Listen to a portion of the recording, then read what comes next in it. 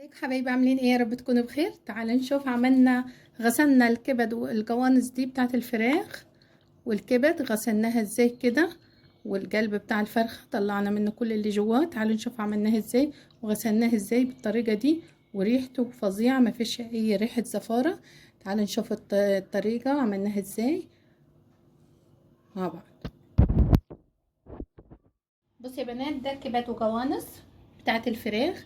هوريكم غسيلها ازاي عشان البنات اللي صغيره مش بتعرف تغسلها، وهوريكم هنعملها بطريقه غير التحمير وغير، يعني طريقه فظيعه هتوديها في حته تاني.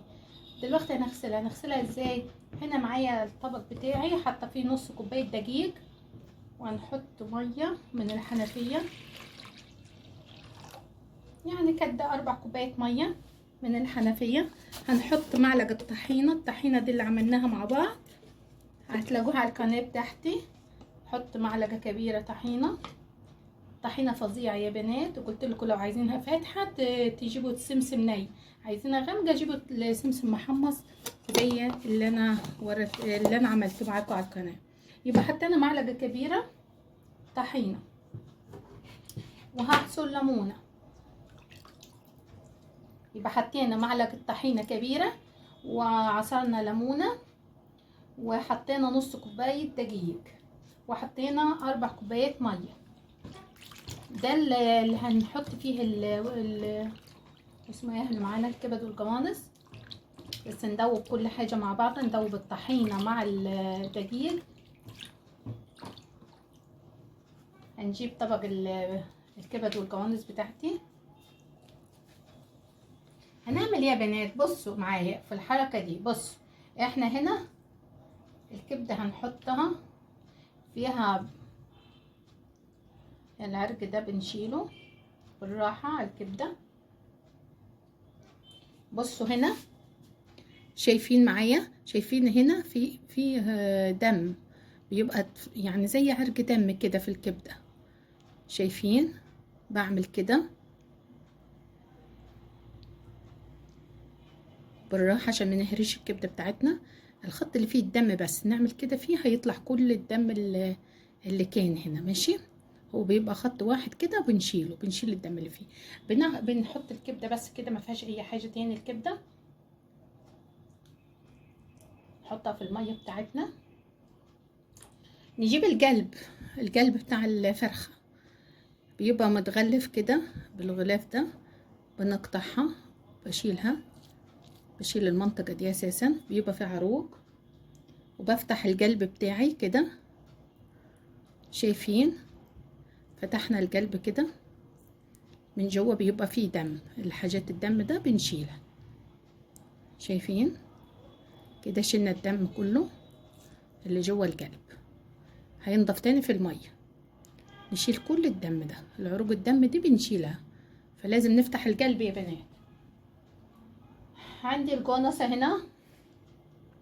هنا ساعات مش بتبقى مفتوحة الجزء ده، ساعات بيبقى مقفول، بتبقى مقفولة كده من عند بتاع الفراخ. احنا نفتحها. شايفين الطبقة دي؟ اكحتها بالسكينة. شايفين الحاجات اللي طلعت هنا. هنا بيبقى فيها هنا كده، بيبقى لون اصفر، نشيله برضو. بيبقى الخرم ده اللي بيبقى طالع من المصارين بتاعت الفراخ، بيبقى عامل لون اصفر، نشيله برضو كله ده، نكحته زي كده. بس كده ما فيهاش اي حاجه تاني. الكناسه بتاعتي ما فيهاش اي حاجه تاني. نحطها في الميه برضو. الخليط الميه ده يا بنات بيبقى فظيع، بيحش اي زفاره في في الكبده او القوانص. ماشي؟ والوصفه اللي انا هوريها لكم دلوقتي فظيعه خطيره بتبقى. من هنا مش يعني لقينا دم نعمل نشيله، ما لقيناش خلاص. هنا لازم الخط اللي انا وريته لكم نمشي فيه كده. شايفين؟ تطلع الدم ده كده، وبالراحه عشان ما نهريش الكبده بتاعتنا. بس هنا عاد لقينا دم تاني نحوشه. شايفين؟ بس بالراحه عشان ما نهريش الكبده، يعني نمشي معاها بالراحه كده. عشان بس ما نهريش. وبيسحب سحب، شايفين عروق الدم دي بتسحب سحب. ادي هي بتدي زفاره للكبده، يعني احنا لما بننضفها كده الكبده بتاعتنا مش بتبقى مزفره. انا هعمل لكم الفيديو الغسيل ده لوحده، وان لقيته مش طويل يبقى هعمل لكم الفيديو التاني طريقه التسويه بتاعت اللي هنسويها الطريقه. ماشي كده حجن الدم كله من هنا ومن هنا ننزلها في الميه. نيجي عند الجنصه، قلنا لو لقيناها مقفوله الجزء ده، لو لقيناه مقفول كده نروح فاتحينه. شايفين الطبقه دي نكحتها بالسكينه، لازم تتكحت يا بنات دي الطبقه دي بالسكينه، عشان دي مكان الحاجات اللي بتاكلها اللي بتاكلها الفرخه. شايفين كل ده بالشيء، شايفين انا كحتها كده كله ده اتشيل. ساعات بتبقى مقفوله وقلنا نفتحها، الراجل ممكن يفتح دي وممكن يسيبها لنا مقفوله كده، احنا نفتحها كلها للاخر. نيجي هنا للخرم اللي هنا ده اللي ماسك كان طالع منه المصارين برضو نكحته كده. لازم الحاجه تكحتوها وتنضفوها كويس، اي حاجه تفصلوها كويس هتديلكم نتيجه حلوه. هنا القلب بتاعنا بيبقى متغلف كده في غلاف بسيط. شايفين الكتل اللي طلعت منه وانا بشده؟ شايفين كتل الدم دي؟ ادي بنشيلها، والجزء اللي من فوق ده انا بشيله اللي في القلب ولا زي كده، يبقى عبارة عن عروق وفيه دم. احنا يبقى شلنا الغلاف وبعد كده عملناه نفتح كده. شايفين الدم اللي متكتل جوه القلب بتاعي؟ شايفين؟ عشان كده بنفتحه تطلع كتل دم من جوه.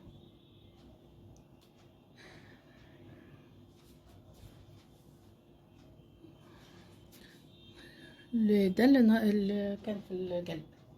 ماشي هخلصهم كلهم بنفس الطريقه وارجع لكم. انا قررت اعمل لكم الفيديو ده لوحده وفيديو الغسيل علشان اوريكم كل حاجه عشان البنات الصغيره. بصوا يا بنات اهو نكحت كده، شايفين كل الاصفر ده لازم دي تتكحت. يعني في ناس بتقول لي طب ليه ما نخليها نشيلها اساسا؟ لا بتبقى حلوه. شايفين كحتناها. انا بوريكم الغسيل يعني علشان البنات الصغيره اللي مش بتعرف تغسل ازاي تتعلم. يبقى هنا الكنسه ها، لو لقيتيها مقفوله كده تفتحيها وتطلع كل اللي فيها وتكحتيها. ماشي. وهنا الحته دي اللي عند اللي بتبقى طالعه كانت منها المصارين بتاع الفراخ والراجل بيشيلها، نكحتها برضو كده، نرفعها كده بصبعنا من تحت ونكحتها كويس. نحطها في عندي اخر واحده برضو حبيت اوريها لكم علشان انا الفيديو ده هعمله غسيل، وبعد كده الطريقه اللي هعملها بتاعه الكبد والجونس هعملها لكم في فيديو تاني عشان ما اطولش عليكم. بصوا هنا بيبقى فيه خط كده بنفتحه علشان نشوف فيه دم ولا لا. ما لقيناش فيه دم خلاص نحوش العرق ده كده. لقيتي دم تشيليه، بس المهم متهريش الكبده. نيجي من الناحيه التانية، في هنا بيبقى خط برضو بالراحه، بمشي مع الخطوط بس لكن مش بنهري الكبده، مش نقعد نطلع منها ونهريها ونقطعها، لا اللي نلاقيه واضح من بره بس، ما فيش حاجه باينه من بره خلاص. بس كده مفيش اي حاجه. اهم حاجه الجنصه والاستاذ ده القلب، نشيل كده اللي من فوق ده اللي فيه العروق ده بنشيله وبنرميه. القلب كده شايفين انا فتحته كده، هو انتوا ممكن تفتحيه كده فاهمين، بس انا عملته كده علشان اوريكم الحاجات اللي جوه دي. بصوا بيبقى كتل دم من جوه، يعني ما يعرفش يخلع يفتح القلب ده ويعمل بيه، بيبقى ريحته زفرة ومش حلو خالص. بس كده نضفناه وطلعنا اللي فيه. هنعمل ايه دلوقتي يا بنات؟ هسيبهم في الخليط بتاع ده نص ساعة وهرجع لكم تاني على حسب الوقت بتاعك. عندك وقت طويل سيبيهم، يعني كل ما تسيبيه كل ما يبقى اكتر. يعني الليمون مع الطحينه مع الدقيق بينزل اي ريحه زفاره جوه الكبد والقوانص. ماشي، هسيبهم نص ساعه او ساعه على حسب الوقت بتاعك، وبعد كده هرجع تاني تحت الحنفيه، افضل اغسل فيهم واشطف فيهم. احنا حشنا كل حاجه، بس هنغسلهم تاني تحت الحنفيه بميه بس، وبعد كده نرجع مع بعض نشوف هعمل ايه. يعني هسيبهم نص ساعه بعد كده اغسلهم وارجع لكم. سبته يا بنات يعني نص ساعة سبته في المية. بص نزل لي، شوفوا شكل المية اللي بيجي لونها احمر ازاي، كل الدم اللي فيه نزل وكل الزفارة نزلت. هروح تحت الحنفية وافضل اشطف فيه وبعد كده هرجع لكم تاني هغسلهم كويس تحت الحنفية بمية بس. يعني هغسل كده من جوه من هنا، شايفين لون القلب بقى ازاي، وادي القوانص بصوا شايفين نطفت ازاي، وادي شكل الكبدة كله نضف، والدم كله اللي فيه نزلناه، والحاجات التانية اللي قاعدة كلها نزلت. هروح اغسل فيه تحت الحنفية لغاية ما ميته تبقى بيضة، وبعد كده ارجع لكم تاني هوريكم هنعمل ايه. هيا بنات بصوا المية لازم تبقى بيضة زي كده، تفضل تغسل فيها. بصوا شكلها من جوه تحفة. نغسل ده كويس الدهن بتاعها ده، ونعمل كده ونرفعه كده، كل اي حاجة فيه تحتيه نغسلها كويس تحت الحنفية. شايفين الكبدة بقت بيضة ازاي، شايفين مفيش عروق دم خالص فيها. ماشي، القلب شايفين بقى نظيف ازاي. اللي بيشكي وبيقول الكبد والقوانص بتبقى ريحتها زفرة، اغسلوها كويس بالطريقة اللي وريتها لكم، وحشوا عروق الدم كلها اللي في الكبدة، وتفتحوا القلب زي ما انا وريته لكم كده، وتطلعوا منه العروق كلها والدم والقوانص برده، وتكحتوها كحت كده وتحشوا كل اللي جواها، وتغسلوا الجلد ده الدهن ده كويس، هتلاقوا معكوا احلى كبد وقوانص. هعمل ايه دلوقتي؟ هجيب الصينيه اللي انا هعمل فيها الوصفه بتاعتي، واطلع القوانص والكبد. الطريقه دي بتبقى لذيذه. انا هنشوي الكبده بتاعتنا، بس هنزلكم الفيديو ده لوحده وده لوحده عشان ما اطولش عليكم. يبقى غسيل الكبده والكونسه لوحدها، طريقه تسويتها لوحده، عشان ما اطولش عليكم الفيديو، بس عشان في ناس بتزعل لما بطول الفيديو. بس كده شايفين ريحتها فظيعه، ملهاش اي ريحه زفاره، خطيره. ده كله نص كيلو.